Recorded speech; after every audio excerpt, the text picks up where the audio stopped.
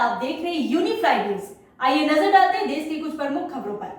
मध्य प्रदेश के दातिया में महिला दिवस के मौके पर कलेक्टर संदीप माकिन की अगुवाई में निकाली गई रैली अब दातिया प्रदेश के उन 4 धार्मिक पर्यटन स्थलों में शामिल हो गया है जहां केंद्र सरकार की मदद से विकास कार्य किए जाएंगे, जिससे यहां बड़ी संख्या में पहुंचने वाले श्रद्धालुओं को और ज्यादा सुविधाएं मुहैया हो सके।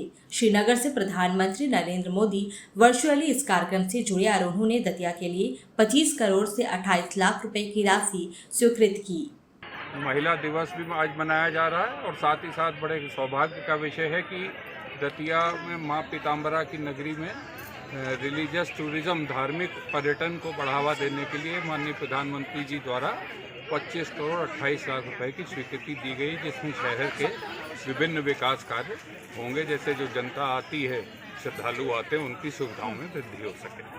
इसलिए आज पहले साड़ी वॉकथॉन का कार्यक्रम शासन के निर्देशन में रखा गया।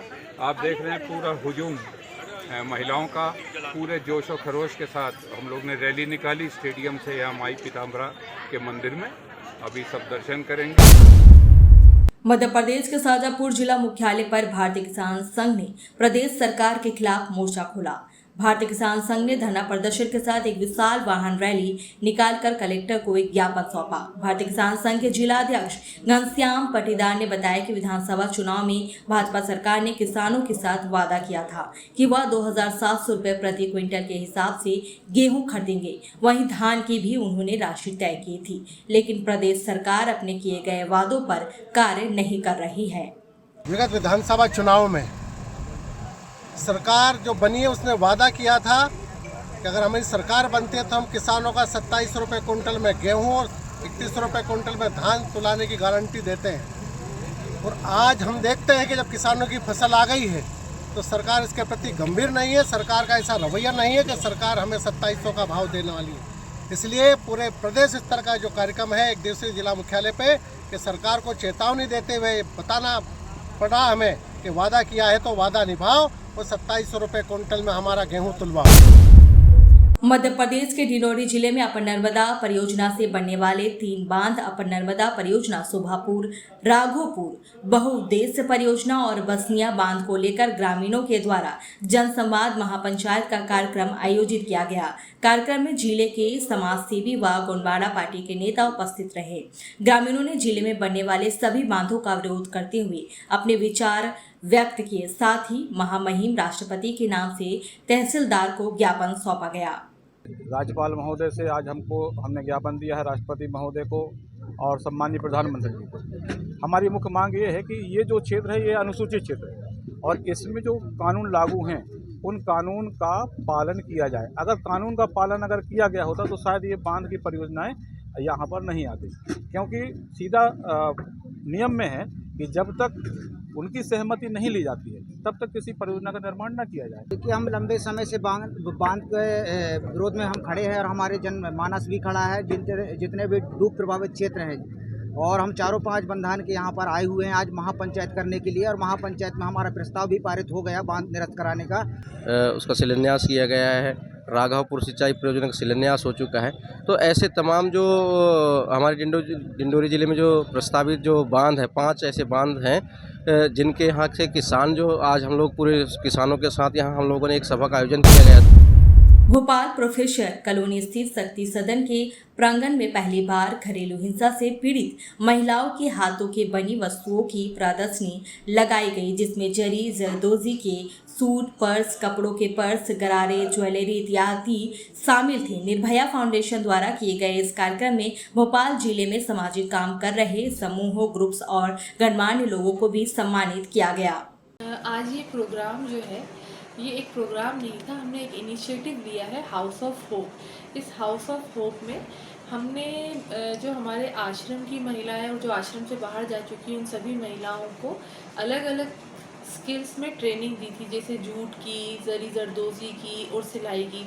और उन स्किल्स में ट्रेन होने के बाद इन महिलाओं ने जो कुछ आइटम तैयार कर रहे थे, हमने उन आइटम को एक प्लेटफॉर्म दिया है इस हाउस ऑफ होप के जरिए।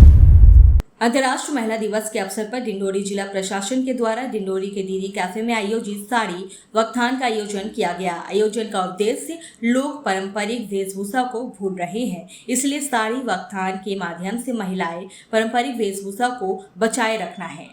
मीडिया से चर्चा करते हुए मध्य प्रदेश के प्रसिद्ध कथावाचक पंडित प्रदीप मिश्रा ने 7 मार्च से 13 मार्च तक कुबेश्वर धाम पर होने वाले रुद्राक्ष महाउत्सव के बारे में विस्तार से बताते हुए कहा कि इस बार के रुद्राक्ष महाउत्सव के दौरान देश विदेश के लाखों श्रद्धालुओं के आने की संभावना है। श्रद्धालुओं की संख्या को ध्यान में रखकर कुबेश्वर धाम समिति और प्रशासन मिलकर तैयारियों को अंतिम रूप देने में लगा है।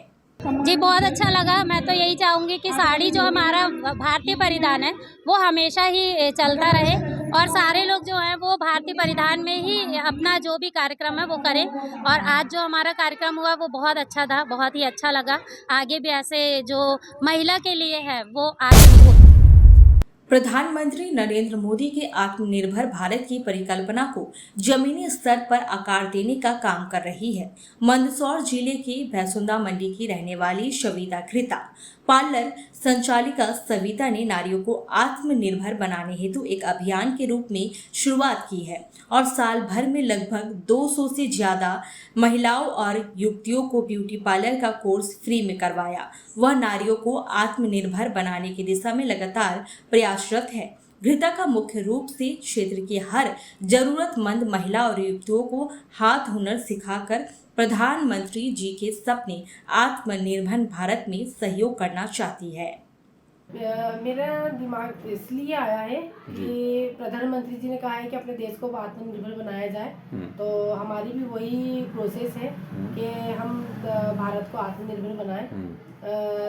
सरकार ने काफ़ी सुविधाएं भी महिलाओं को दी है, लेकिन मेरी तरफ से ये प्रेरणा है कि मैं हर महिलाओं को, जैसे कहीं ना कोई किसी तकलीफ में रहती हैं, कोई अपनी आप बीती बताती हैं, किसके शोषण होता है, परेशानी रहती है, वो निकल नहीं पाती है घर से, तो मैं चाहती हूँ कि मैं उनका सहायता करूँ और उनको आगे लेके जाऊँ। जिस तरीके से मेरा ब्यूटिशियन कोर्स है, मेरा बिजनेस है, मैं गृहिणी भी हूँ और सामाजिक कार्यकर्ता भी हूँ।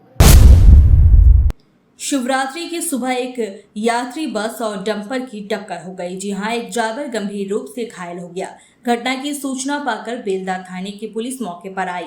घायल ड्राइवर को बचाया गया और स्थानीय बेलदा सुपर स्पेशलिटी अस्पताल ले जाया गया। घटना शुक्रवार सुबह 7 बजे पश्चिमी मेदिनीपुर के बेलदा थाने के ठाकुरचक इलाके में हुई।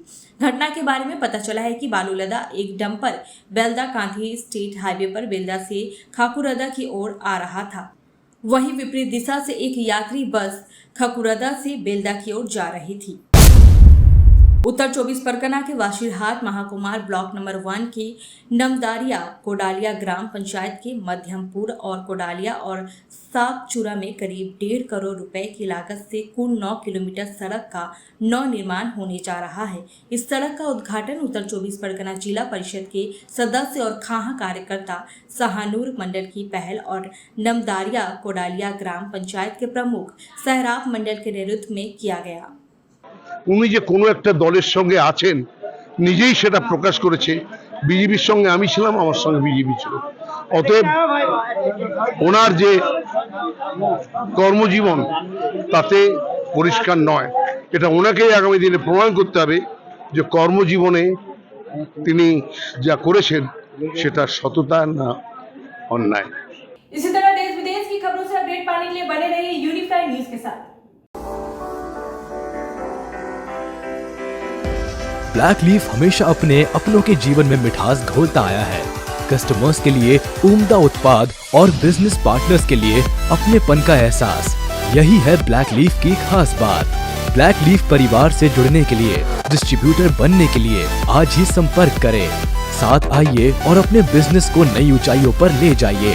Black Leaf, quality is our priority.